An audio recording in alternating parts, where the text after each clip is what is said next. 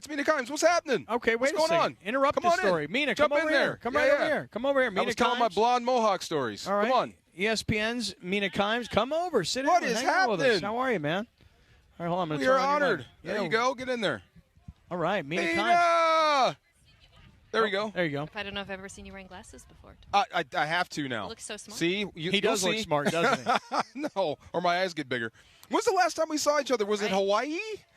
No. Rams, Hawaii? No. Was it after that? It's been more recent than that. Was it really? Okay. I don't remember. Tell you right Hitting that now, a lot. Yeah. Sedano's going to be so pissed. Sedano's on vacation. Sedano's on vacation, and if Sedano were here, he would have like run up to you like, Mina, it's me, George. Like he would have just run up and been all over you, you know? You want a chair? I'm not going to say I'm glad he's Here. not Yeah, here. give her the but- chair. Sit Look at down. you. Be a gentleman, yeah, girl. well, you scoot Be over a all- gentleman. Sit down, girl. There you go. All right. We were talking about Stafford and his new deal. How do you feel about Matthew being paid and coming up? Or how do you feel about these new quarterback deals? Oh my goodness, Jordan Love is the highest paid quarterback in the league. It's all relative, right? Yeah. I think 9 is a bargain, relatively, especially based on how he played last year. Balled out, right? Balled out. It was there was like a certain point in the season, I don't even know, maybe it was like week 8 or halfway through where Green Bay, yeah. it became apparent who was watching Stafford because there was kind of whispers amongst us like, have you guys noticed that Matthew Stafford looks better than ever? And there was so much uncertainty coming into the season, but it was really fun to watch not only his play and just his unbelievable talent and everything he's capable of last year, but just what this Rams offense became. Tell her your theory on when to cut bait on Stafford. This is interesting. Yeah. Oh, well, I just think that, first of all, I think that the deal for Stafford is a great deal for Stafford because he gets his money up front. I think it's a great deal for the Rams because at the end of the year, it's like, what do we want to do here? Do we want to still do we want to go forward with a 37-year-old quarterback? And if they do, then you can go in a short-term deal. And I would love to see the Rams draft somebody and mentor somebody the way Jordan Love has been mentored in here 1 year, and he's already the highest paid quarterback in the league. Yeah, all you got to do, Rams, is at the very end of the draft, find a quarterback who's capable of playing at a top 5 level in the NFL. Easy peasy pie. Right, Mr. Irrelevant. Find Mr. Irrelevant. Because there is a Mr. Irrelevant on the Rams. I'm trying to remember who it was. It was the day.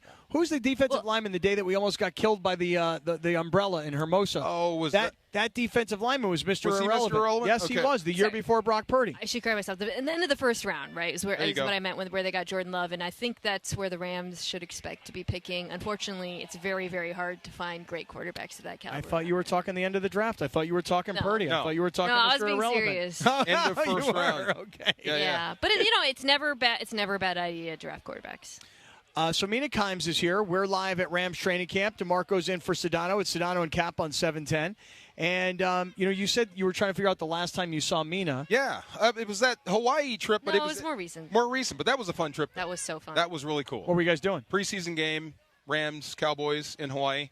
Really cool. Okay. Yeah, nice. Are you still part of the Rams preseason broadcast? Yes, that's why I'm out here. Check things out ahead of the 3 games. We had a call this morning with something happened. Yeah.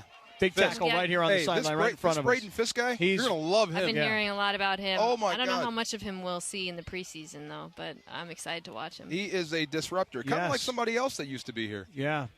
Just mess up practice. You can't make that call. I'm not saying. You can't make that. That's like saying Voldemort. You can't compare.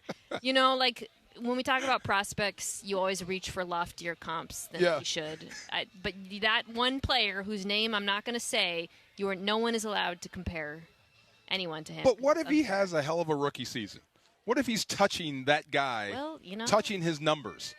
You still don't say it. The Rams. Yeah, we see it. Roland just came by. Roland Williams just came by. He's like, I see what you're talking about. Was it Braden? Oh, yeah. Yeah, it was Fisk. Making a mess. Right. That's what he does. Big time. Damn. Yeah. Well, the recent track record of drafting defensive linemen is pretty damn good with this team. Not bad, right? Yeah. So it's funny you guys are trying to figure out when the last time you saw each other was. I only met you one time, and that was the night that we were at that Lakers game when we all showed up like idiots in rompers, and that was the night that Clinton Yates went from our suite into the next suite over to meet you, but then Clinton said he got hit on by, what was the singer? I was Kesha. there with Daryl Morey and Kesha. Right. Which is the weirdest sentence I've ever said. Yeah. Wow. And Clinton came back, and he's like, you guys aren't going to believe this, but this girl comes up to me, and she's like, hey, man, I dig your fit. And he goes, and then I finally realized it was Kesha. And then several months later, when Clinton broke up with whoever he was dating at the time, I'm like, you see, man, you screwed up. You screwed up. You could have been dating Kesha. You had your chance. He did. He had his chance, but it didn't happen for him. Yeah. That was like 2021. I mean, it was a long time ago, you know? So do you live in L.A.? I do. I live here, yeah. You do? And you do your TV show? I do. I live on the east side, though, so this is very far from here. We're at beautiful Loyola Marymount. Right. Gorgeous, right? But it is quite a schlep from where I live. I live much closer to ESPN now. Schlep, good word. I use it all the time because I schlep all the time. Oh, my gosh. From South L.A. all the way to downtown L.A. Never So do you do misses. your show from the ESPN Center in downtown? I do. Well, it's all different places. Sometimes from ESPN LA, we do Around the Horn there, for example. And then NFL Live, I do a mixture of home and then on the road. Okay, gotcha. Mina Kimes is joining me and DeMarco, and we are here at Rams training camp at Loyola Marymount. What are you pointing at, DeMarco? I was going to say, where do you have the Rams in the West? San Francisco at the top, Rams somewhere in Second between? is, San Francisco remains the king unless someone takes them down. But I'll tell you who I don't have. Well, I guess I actually do have them behind San Francisco, but I actually think they're going to be top 3, 4 this Rams offense. My God. They can score, right? They're going to be able to score on just about anybody, theoretically. Wow, 86 is tall. Yeah. I would be shocked if not. That must be one of the rookie tight ends. I mean, this offense, when Stafford and Kyron were on the field, they actually statistically were as good as the Niners offense, tied for best in the NFL. Really? And, with a healthy Cooper Kupp and the investment they made in the interior of that offensive line, it's really hard for me to imagine them not being one of the best in the league. What do you think about Puka going from year 1 to 2? I mean, how do you top what you did last season? So I had a chance to interview Puka for my podcast, actually, but it's going to come out in September. Mina Kimes Show featuring Lenny. Say that again?